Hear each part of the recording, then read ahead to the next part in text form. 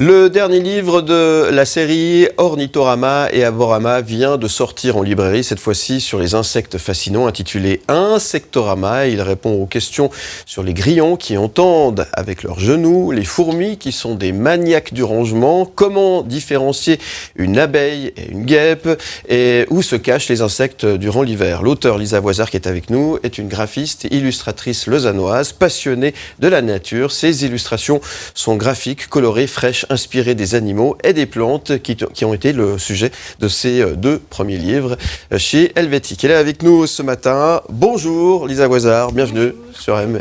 Merci d'être avec nous. Le bouquin, il est là. C'est ça, c'est le livre, il est là. J'imagine que ça fait quelque chose quand le bébé il est là. Oui, c'est un peu un bébé, en plus c'est entre 9 et 10 mois de travail, donc oui. Non, oui, c'est un peu cet effet que ça fait. Quand je reçois le carton devant la porte chez moi, je suis toujours toute excitée de l'ouvrir. On imagine. Hein. Alors, la nature et les petites bêtes, c'est votre dada. Oui, ça l'est devenu. En fait, à chaque fois, pour chaque livre, j'apprends en faisant. Donc j'ai appris plein de choses et j'étais déjà intéressée par l'inconnu, enfin les petites choses qu'on voit pas, qu'on doit aller fouiller. Et là, j'ai appris encore plein de choses. Et maintenant, chaque balade, j'observe par terre, j'observe d'autres détails que je voyais pas avant. Alors, les insectes, c'est des choses qui intriguent. Il y en a qui font peur, évidemment. Il y en a qui on ne sait pas trop ce que c'est. Ce bouquin permet un petit peu de... Comment dirais-je, un peu de démocratiser ces petites bestioles qui peuvent faire peur. Il y a des, je pense aux araignées. Alors c'est pas forcément les araignées, mais je pense aux araignées qui peuvent donner. On sait qu'il y a des gens qui ont peur des araignées, les arachnophobes, par exemple. J'en fais partie. Vous en faites partie. Là, justement, l'idée de ce bouquin, c'est un peu de les rendre plus sympas, en fait. Oui, je me suis rendu compte qu'on a vite peur de l'inconnu, en fait. On a peur des choses qu'on connaît pas bien, donc je me suis dit en expliquant quelques anecdotes, en racontant le caractère de chaque espèce, peut-être qu'on se familiarise un peu plus en fait avec ces animaux-là qui sont bien, même s'ils sont tout petits, oui, effectivement, des fois ils nous font peur. Et voilà, à force de les connaître, peut-être on s'intéresse un peu plus. Et c'est un peu un but du livre. Voilà. Alors, qu'est-ce qu'on a vu? Les grillons nous entendent avec les genoux. Oui. Imaginez les genoux, il y a une oreille sur le genou. Je crois que c'est plus même dessous. Ah, c'est dessous. Je suis pas assez souple, je deviens vieux, ça devient compliqué pour moi. Mais oui, l'anatomie, c'est quelque chose d'assez fascinant. Enfin, nous, on se sent un peu avec notre peau, mais c'est surtout avec les mains qu'on va manipuler. Les insectes sont couverts de petits poils, souvent, et ils peuvent sentir les moindres vibrations avec pratiquement en fait tout leur corps. Ou les antennes, c'est pas juste sentir des phéromones, ça peut être des vibrations aussi ou plein de signaux. Enfin voilà, ils sont très très alertes et la vue aussi, enfin c'est hyper développé. Comment vous avez travaillé sur ce bouquin pour redessiner ces bestioles? Vous aviez des spécimens devant vous avez travaillé avec une grosse loupe. Expliquez-nous un petit peu comment vous avez travaillé là-dessus, parce qu'il y a aussi un gros travail de recherche.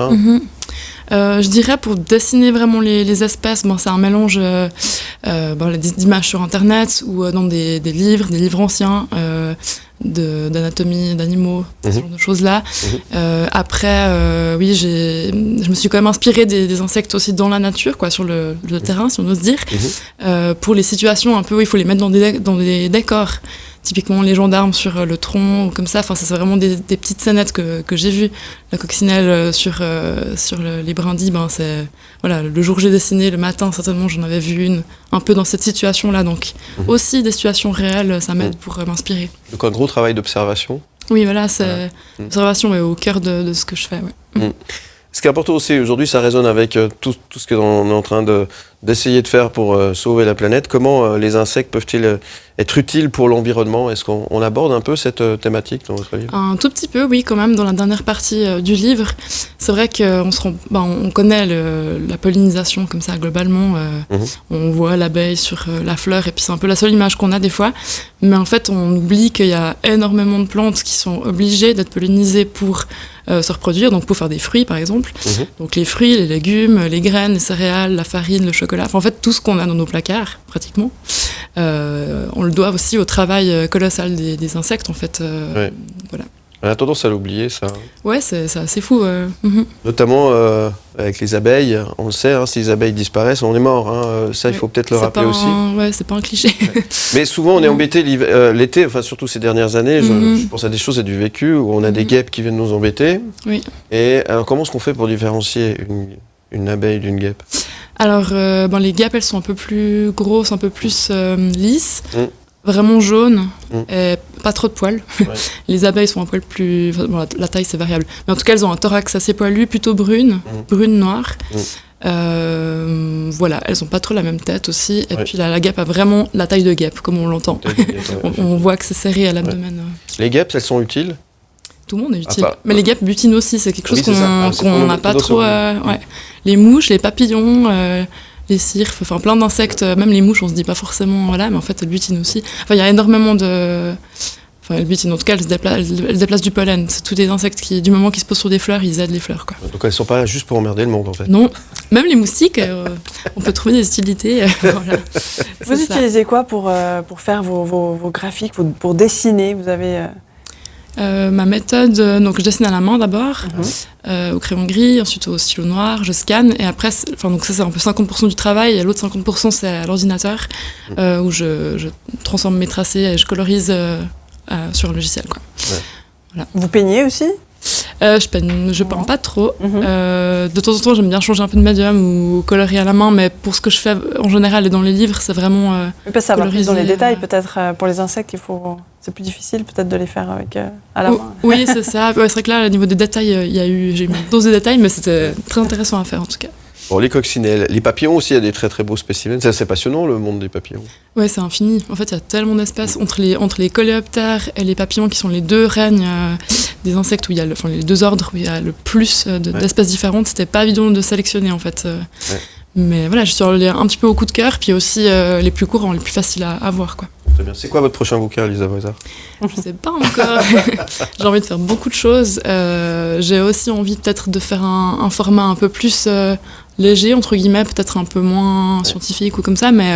ça reste dans la nature ? Ça restera certainement dans la nature, avec aussi une vocation quand même un petit peu écologique. Ça j'y tiens.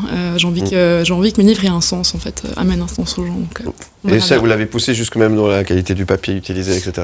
Oui, j'essaie de faire un maximum de bout en bout. Ouais. C'est important. Bravo, félicitations pour ce livre.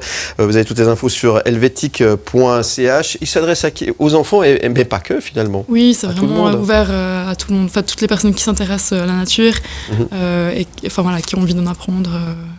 Plus en se baladant. Voilà. Bon, très bien. Bon vent pour la suite. Qu'est-ce qu'on peut vous souhaiter, Lisa Voisard, à part une belle journée ? Une bonne année promotionnelle. Là, j'ai plein de projets d'interviews qui arrivent. Donc, puis, j'espère que ça continue comme ça sur un si bon chemin.